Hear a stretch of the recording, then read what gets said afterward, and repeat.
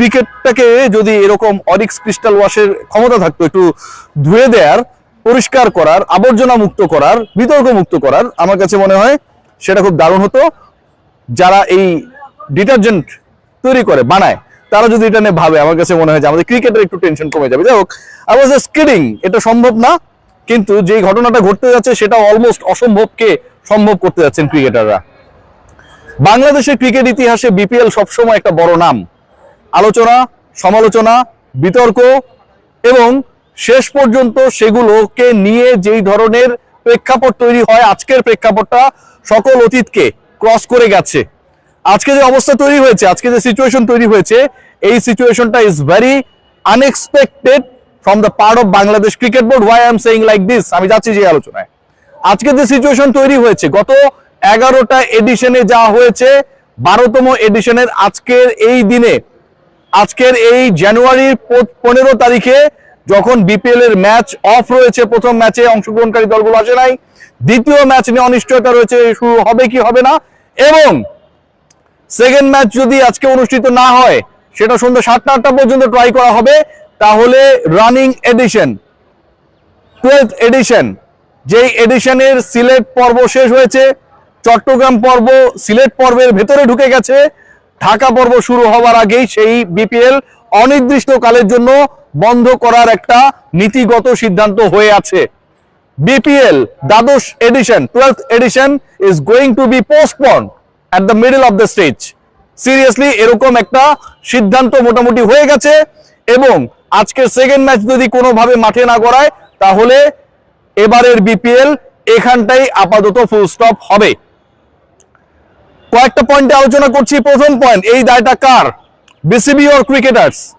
প্রথম ব্যাপার যেটা, সেটা হচ্ছে অতর্কিতে আপনি ক্রিকেটারদের সম্পর্কে বাজে মন্তব্য করলেন। ক্রিকেটাররা পার্টিকুলার কোনো পরিচালককে নিয়ে কোনো ধরনের নেগেটিভ কমেন্ট করে নাই, কিন্তু বাংলাদেশ ক্রিকেট বোর্ডের পরিচালক এম নাজমুল ইসলাম, তিনি বিভিন্ন সময়, বিভিন্ন মাধ্যমে, বিভিন্ন ইন্টারভিউতে দিনে রাতে ডাইনে বামে ক্রিকেটারদেরকে ছোট করেছেন। গতকালকে যে স্টেটমেন্টটা দিয়েছেন, সেটাও তার কাছে মনে হয়েছে ছোট করা যায়, অপমান করা যায়, স্বেচ্ছাচারী মনোভাব নিয়ে যা খুশি তা বলা যায়, লাঠিয়ালের ভূমিকায় বিসিবির ডিরেক্টরকে নামানো যায়, সেই কাজটা তিনি করেছেন। যেই ক্রিকেটাররা তাদের স্যালারির টাকাটা নিজেরাই আর্ন করেন, বাংলাদেশ ক্রিকেট বোর্ডকে কোটি কোটি টাকা, শত কোটি টাকা সরকার ডোনেট করে না।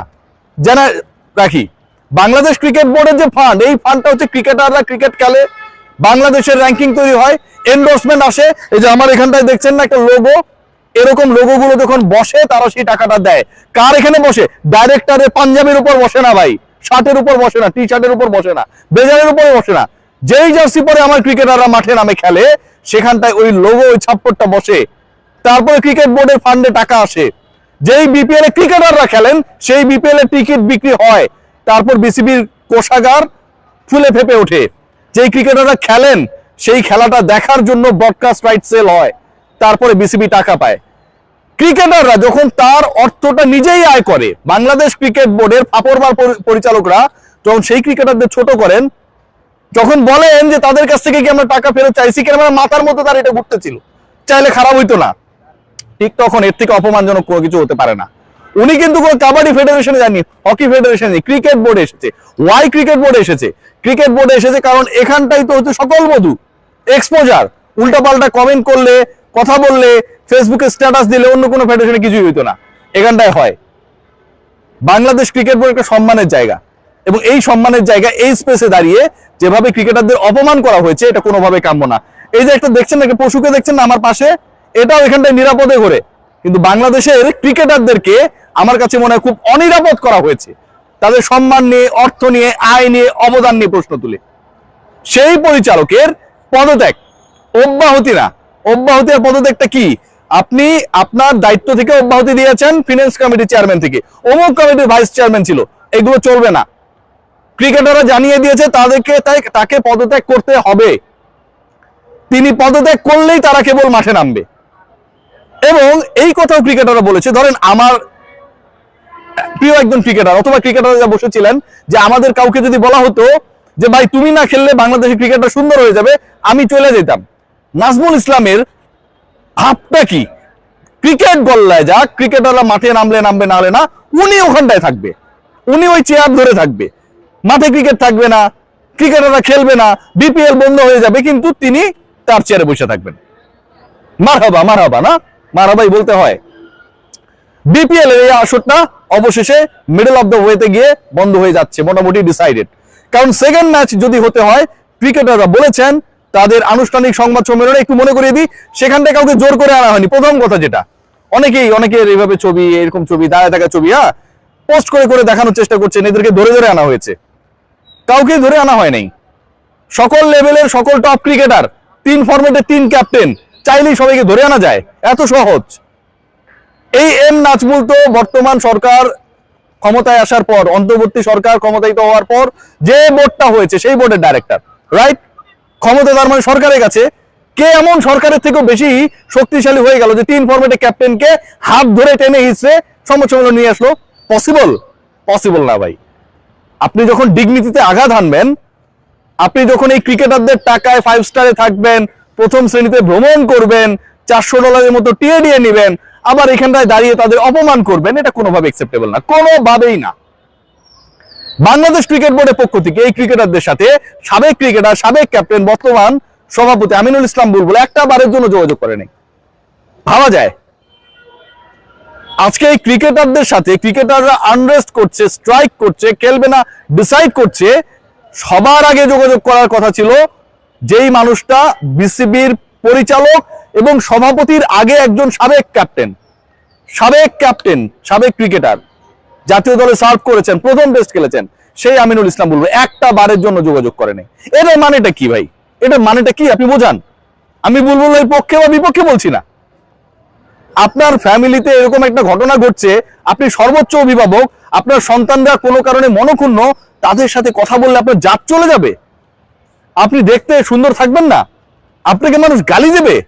আপনি লিটনদের সাথে কথা বলবেন না? আমি জানি না বুলবুল ভাইয়ের মধ্যে কি কাজ করে। বাংলাদেশ ক্রিকেট বোর্ড এখন পর্যন্ত প্রমাণ করে দিয়েছে যে তাদের কাছে বাংলাদেশের সকল শ্রেণীর ক্রিকেটারের থেকে ওই এম নাজমুল ইসলাম বেশি গুরুত্বপূর্ণ। তার ব্যাপারে সিদ্ধান্ত নেওয়া সম্ভব না, এখন পর্যন্ত সিদ্ধান্ত হয় নাই। ফাইন্যান্স কমিটি থেকে সরিয়েছেন, এরকম বহুত হয়েছে। নাইমুর রহমান দুর্জয় সাবেক এমপি ছিলেন, তাকেও এরকম দপ্তরবিহীন করা হয়েছিল। নাজমুল হাসান পাপনের সময় কি হয়েছে? ডাইরেক্টর তো ছিল। ক্রিকেটারদের দাবি তিনি ডাইরেক্টরও থাকতে পারবেন না, এবং এটা সবার দাবি, তিনি ডাইরেক্টরও থাকতে পারবেন না। এই ঘটনা যখন ঘটছে, এই ঘটনার সমাধান না করে আজকে বাংলাদেশ ক্রিকেট বোর্ড বরং এটাকে বিগড়ে দিয়েছে। গতকাল রাতে মিটিং হয়েছে, বলা হয়েছে তোমার বিপিএল না খেলে টাকা পাবা না। ক্রিকেটারদেরকে বাংলাদেশ ক্রিকেট বোর্ডের ডেলিগেশনও, প্রতিনিধি দলও ওই টাকা দিয়েই কাউন্ট করেছে। সম্মানটা এখানটায় থাকে ভাই, আর বুদ্ধি শ্রদ্ধাটা এখানটায় থাকে। টাকা দিয়ে সবকিছু কেনা যায় না। মুস্তাফিজুর রহমানের টাকার ইস্যু যদি থাকতো, ধরেন আমরা সবাই তো ক্রাউড ফান্ডিং করে মুস্তাফিজকে 20 কোটি টাকা দিয়ে দিতে পারতাম। টাকা কি ইস্যু? বাংলাদেশ সরকারও তো দিতে পারতো, কোনো ব্যাপার না। সম্মানটা হচ্ছে বড়।